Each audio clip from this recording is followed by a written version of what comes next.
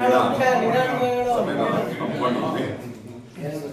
ಏನು ಅಂದ್ರೆ ಇಷ್ಟೇ, ನಮ್ಮ ತಾಲೂಕಿಗೆ, ನಮ್ಮ ಜಿಲ್ಲೆಗೆ, ಇಡೀ ರಾಜ್ಯಕ್ಕೆ ಅನ್ಯಾಯ ಮಾಡಿದೆ ಈ ಸರ್ಕಾರ, ಸಿದ್ದರಾಮಯ್ಯ ಮತ್ತು ರಾಹುಲ್ ಗಾಂಧಿ.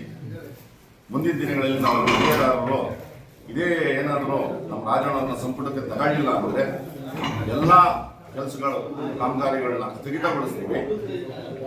ಮತ್ತೆ ಈ ಮೀಡಿಯಾದವರು ದಯವಿಟ್ಟು ಏನ್ ಮಾಡಿದ್ರೆ ಗೊತ್ತಾ, ಪೂರ್ತಿ ಅಣ್ಣವ್ರು ಮಾತಾಡಿರೋ ವಿಡಿಯೋನ ಪೂರ್ತಿ ನೀವು ಪ್ಲೇ ಮಾಡಿಲ್ಲ, ಎಡಿಟ್ ಮಾಡಿ ಏನೋ ಅದೇನೋ ಮಾದೇಪುರದ್ದು ಸುಮ್ಮನೆ ಸ್ವಲ್ಪ ಎಡಿಟ್ ಮಾಡಿ ಅದನ್ನೇ ಪ್ಲೇ ಮಾಡ್ತಿದ್ದೀರಾ. ಫುಲ್ ವಿಡಿಯೋ ಹೇಳಿ ಮಾದೇಪುರದಲ್ಲಿ ಕಳ್ಳತನ ಆಗಿರೋ ಸತ್ಯ, ಕಳ್ಳು ವೋಟ್ ಮಾಡಿರೋ ಸತ್ಯ, ಆಮೇಲೆ ರಾಹುಲ್ ಗಾಂಧಿ ಪರವಾಗಿ ನಿಲ್ತೀನಿ, ನಂದು ಐತೆ ಬೆಂಬಲ ಅಂತೇಳಿ ಪೂರ್ತಿ ವಿಡಿಯೋದಲ್ಲಿ ಮಾತಾಡಿದ್ದಾರೆ. ಅದನ್ನ ನೀವು ಸ್ವಲ್ಪ ಮಾಡಿ, ಸ್ವಲ್ಪ ಎಡಿಟ್ ಮಾಡಿ ಅದನ್ನೇ ಪ್ಲೇ ಮಾಡ್ತಿದ್ರ.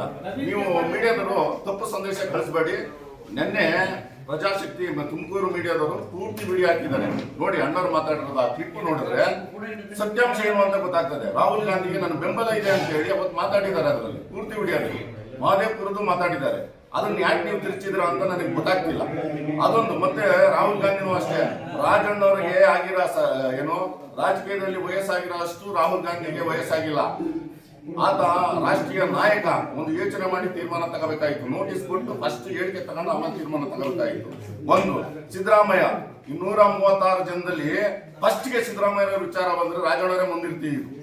ಅವ್ರ ಪರವಾಗಿ ಧ್ವನಿ ಎತ್ತಿದ್ದೆ ಇವರು, ನೇರವಾಗಿ ಮಾತಾಡ್ತಿದ್ದು ಇವರು. ಡಿ ಕೆ ಶಿವಕುಮಾರ್ ಎದುರಾಕೊಂಡಿದ್ದು ಇವರು. ಇವ್ರಿಗೋಸ್ಕರ, ಸಿದ್ದರಾಮಯ್ಯಗೋಸ್ಕರ. ಸಿದ್ದರಾಮಯ್ಯ ಕಡೆಗೆ ಆಗ್ತಿಲ್ವಾ?